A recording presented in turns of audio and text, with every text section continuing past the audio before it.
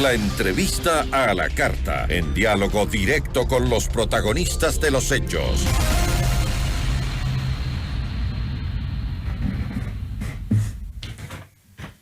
Nos acompaña a esta hora Jorge Pinto, él es asambleísta por Creo. Asambleísta, ¿cómo está? Muy buenas tardes. Buenas tardes, Gisela. Un fuerte abrazo para usted y para toda su audiencia. ¿Cómo cambia, asambleísta, el panorama en la Asamblea que la Contraloría haya asegurado que no se hicieron tales recomendaciones, como se dijo? Bueno, esto deja al descubierto la ola de mentiras con la que han querido construir este juicio político. Las últimas 48 horas, los proponentes y los argumentos para este juicio político han sido arrastrados por parte de los comparecientes, que han evidenciado que este proceso carece de ningún tipo de fundamento y prueba. Tanto es así que el asambleísta Cuero se levanta, toma la palabra y dice que ellos no están en la obligación de demostrar ningún tipo de delito. Esto es o desconocimiento del debido proceso o realmente, a pesar de que se conoce el proceso, la desesperación les hace cometer estos errores. Desde el día 1 de este juicio político, cuando conformaron esta comisión multipartidista, comenzaron a trabajar con memes, con mentiras, con tuits falsos, y esto devino en todo lo que tenemos el día de hoy, en un fracaso de juicio político. Hoy por hoy, por ejemplo, ya está claro que la Contraloría no pidió que se cierre el contrato, más bien hizo sugerencias para evitar que el Estado termine perdiendo dinero. A la final se hicieron caso de esas sugerencias y el Estado gana dinero con los contratos que se hacen entre Flopec y Amazona Tankers. Pero sobre todo, el contrato no se renueva, se aplica la cláusula Evergreen. Y si no se hubiese hecho eso, tal vez al Estado le hubiese costado $80 millones en el arbitraje internacional, que hoy es muy criticado por el partido de UNES y por el Partido Social Cristiano, sin darse cuenta que esto es parte de los contratos. No nos olvidemos que Rafael Correa, o en el gobierno de Rafael Correa, se hizo algo similar con los contratos de Andes Tankers, donde el arbitraje internacional era en Londres. Esto es completamente legal. Lo que ellos están buscando es una causal para sacarlo al presidente de la República. Este es un intento más. Claro que en este intento han dejado mucho que desear, muchísimo en cuanto a capacidad, en cuanto a cómo se lee el tema jurídico, en cómo arman un juicio político, nos deja muchísimo a la luz. Y esto definitivamente ha quedado al descubierto para que los ecuatorianos se den cuenta cuáles son las verdaderas intenciones de estos grupos políticos. ¿Estas supuestas recomendaciones de la terminación del contrato eran un pilar fundamental para comprobar un supuesto peculado por parte del presidente? Insisto, es que nunca las recomendaciones fueron para terminar el contrato. La Contraloría no puede pedir que se termine un contrato. Ellos lo que piden es que se haga un análisis de cómo está conformado el contrato para evitar pérdidas. Esos análisis fueron pasados precisamente para que se estudien. Luego, como el contrato se renovó automáticamente por la cláusula de Evergreen, que vuelvo a repetir, entonces en este contrato se hizo caso de esas recomendaciones, por lo menos de algunas, y lo que pasa es que terminamos ganando. El Estado termina ganando. Flopec, que estaba trabajando a pérdida, termina produciendo $180 millones. No hay ningún perjuicio para el Estado. Al contrario, por primera vez se había hecho que sea eficiente el trabajo de Flopec y que deje ganancias para el Estado. Cuando antes se llevaban la plata o cuando no había ganancias, lo que había es pérdidas, hoy les molesta que esas ganancias existan para todos los ecuatorianos. El señor Mesías Arroyo, que es director del departamento de la Contraloría que examinó el contrato entre Flopec y Amazonas Tanker, dijo que en el caso de que hubieran detectado algún tipo de indicios de responsabilidad penal, hubieran sido señalados los funcionarios del periodo que la Contraloría analizó, es decir, entre enero y diciembre de 2020 en el gobierno del expresidente Lenín Moreno. Pero esto quiere decir entonces que la Contraloría no ha analizado este contrato dentro del periodo del presidente Guillermo Lasso. No, las sugerencias fueron en el periodo, porque ahí se hizo o ahí se renovó el contrato en el año 2020, pero esto viene de mucho tiempo atrás. Lo que pasa es que por eso precisamente en esta comisión multipartidista evitaban o no permitían hablar cuando se pedía que se haga una investigación desde el año 2013 aproximadamente, porque desde ahí vienen todas estas irregularidades. Lo que quiere decir esto es que si se hubiese levantado alguna responsabilidad penal, los funcionarios de ese entonces tendrían que haber respondido penalmente, adicional a las pérdidas que ya había sufrido, que son de 6.1 millones de dólares Flopeg en ese entonces. Pero durante todo este periodo, lo que se hizo fue hacer caso precisamente a esas sugerencias y pueden analizarlo. De hecho, evidentemente yo supongo y ojalá por lo menos eso hayan hecho los legisladores que están impulsando este juicio político, haber analizado el periodo donde le tocó al presidente Guillermo Lasso hacerse cargo de esto y a sus directivos, donde se saca ganancias. A diferencia de los gobiernos anteriores, donde había pérdidas, en este gobierno hubo ganancias de más de 180 millones de dólares. Por supuesto que hay que analizar todo. No se puede, Gisela, conocer el presente o juzgar el presente sin conocer el pasado. Ok, pero me refiero específicamente al periodo del presidente Guillermo Lasso. ¿Hubo ese mismo análisis a ese periodo? Porque si no fue así, tampoco entonces la Contraloría puede decir que dentro de ese periodo de Guillermo Lasso no se ha realizado no ha habido ninguna responsabilidad penal. O sea, ¿puede garantizarlo la Contraloría si es que ha hecho obviamente el mismo análisis? La Procuraduría y la Contraloría, entre todas las instituciones del Estado, ya se han pronunciado, y lo que tienen que hacer es seguir haciendo su trabajo. No nos olvidemos que el periodo del presidente Guillermo Lasso no ha terminado, y precisamente para eso tiene que servir la Procuraduría, para analizar en la marcha lo que está sucediendo. Ya se pronunciarán, ya sacarán a la luz lo que tengan que sacar a la luz, y por supuesto lo que sí estoy seguro es que dentro de ese análisis lo que van a decir es lo que estoy repitiendo constantemente, y es que ha habido ganancias y no pérdidas. Sí, pero la Procuraduría sin duda alguna debe estar analizando en este momento durante el periodo del presidente Guillermo Lasso, tomando en cuenta que todavía no ha terminado, que todavía ni siquiera son 2 años, pero tendrá que seguirlo haciendo en la marcha para ver cuáles son las falencias que se tienen que seguir cubriendo. Lo que usted dice, asambleísta, lo dice el sector del gobierno, el oficialismo, esto de que Flopec ha dado resultados beneficiosos para el Estado. Me pregunto yo si es que debe realmente un asambleísta, sea o no del oficialismo, formar parte de la defensa de Guillermo Lasso.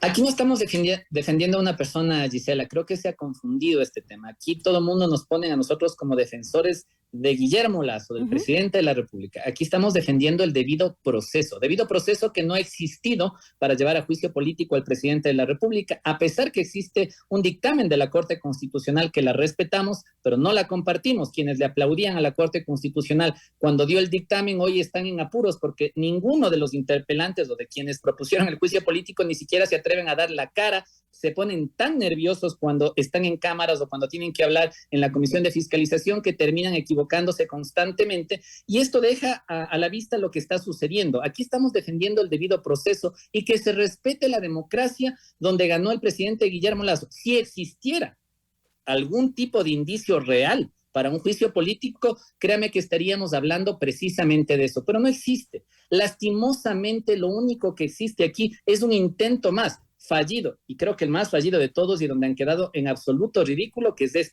el intento de juicio político al presidente para nuevamente tratar de sacarlo de la silla donde está gobernando para llegar ellos nuevamente a apoderarse del poder. Porque ¿qué es lo que pasa? Por un lado, la facción política golpea todo el tiempo al presidente de la República. En la Asamblea Nacional se bloquea leyes como por ejemplo la de inversión. Por otro lado, el señor Issa, a quien yo tengo que decirlo con todas las letras, es un terrorista porque está tratando de causar terror en las calles. Dice que va a calentar las calles si es que se decreta muerte cruzada, porque eso sería dictadura, desconociendo que eso es completamente constitucional. Y por otro lado, quienes terminan ganando con todo esto siempre va a ser el crimen organizado, la delincuencia común, que nos tiene a todos de alguna manera preocupados. Terminan en las calles poniendo bombas, atacando, matando gente, asaltando, traficando más droga, porque por supuesto mientras los políticos se concentren en este tipo de juicios que no tienen ningún tipo de prueba, que a la final lo único que buscan es afectar al gobierno, desestabilizar al Estado,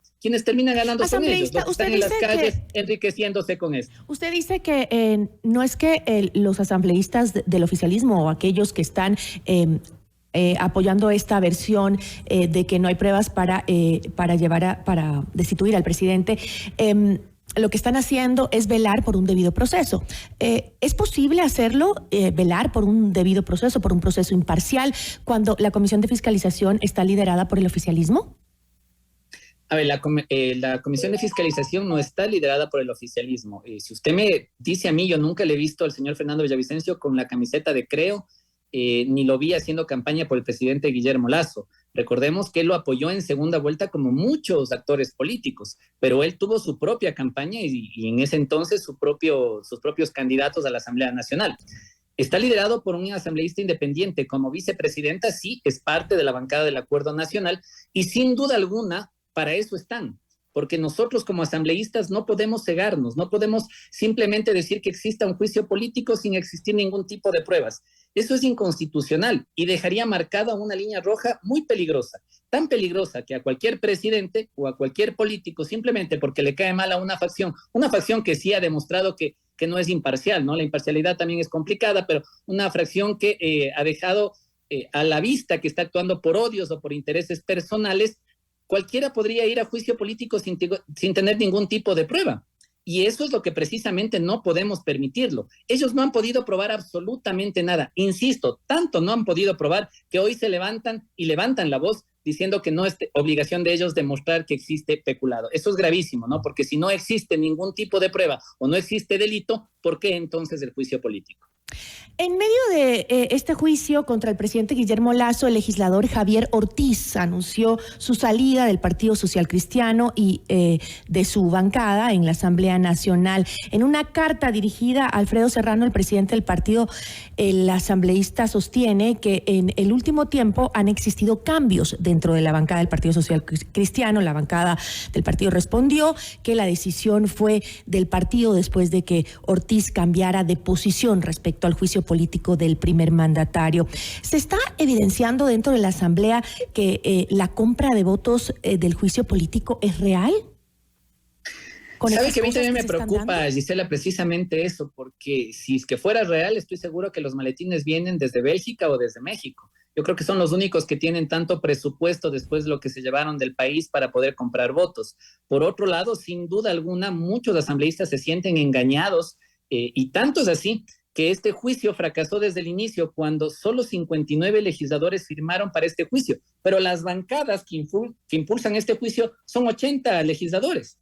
Entonces, si solo firman 59, pero son 80 los legisladores de estas bancadas, algo está pasando desde el inicio de este juicio político. Y es que, claro, no estaban convencidos. Muchos se sienten engañados, incluso los que firmaron, muchos se sienten engañados porque cuando comenzó este juicio se dieron cuenta que estuvo basado en mentiras, en tuits falsos, y que una de las asambleístas que más levantaba la voz, que era Mireya Pazmiño, resulta que es la que precisamente sugiere que no se termine el contrato. Es completamente absurdo. Ella quiere juzgar al presidente de la República porque el contrato continuó, ni siquiera tiene el entendimiento por qué continuó, porque ni siquiera creo que lo ha leído, pero por otro lado, ella era una de las personas que sugería que este contrato continúe. Desde ahí, el juicio se les cayó y desde ahí quedó a la luz todas las mentiras que estaban construyendo estos grupos políticos, que no son todos los asambleístas de ninguna bancada, no hay asambleístas responsables de todas.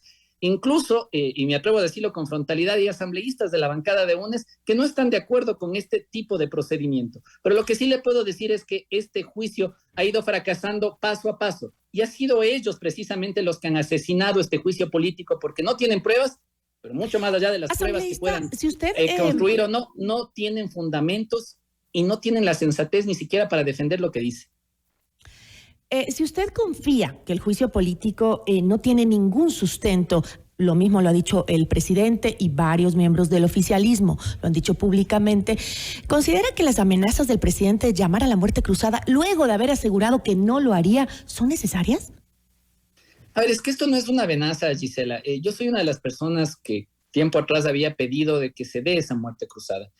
Si la Asamblea comienza a convertirse en un traspié para lo que necesita el país, tal vez debería darse la muerte cruzada y quizás los ecuatorianos durante ese periodo de 6 meses donde no existe Asamblea se darán cuenta si es o no necesaria la asamblea, cuando para lo único que ha servido, no toda la asamblea, insisto, hay asambleístas responsables que están trabajando ahí por su país, pero una gran mayoría de esa asamblea, y especialmente obedeciendo a ciertas facciones políticas, ha sido para bloquear lo que el país necesita. En este momento deberían estar sentados los asambleístas con carácter de urgente buscando medidas en contra de la inseguridad, precisando cambios en nuestra Constitución para que se pueda dar este ataque al narcotráfico, este ataque al crimen organizado, esta guerra que es necesaria que el Estado la dé, porque los ciudadanos en este momento se sienten desprotegidos. Mientras tanto, la Asamblea está enfocada en un juicio político que no tiene ningún tipo de prueba y que todos los días sigue fracasando y piden la corrección del error, de la corrección del error.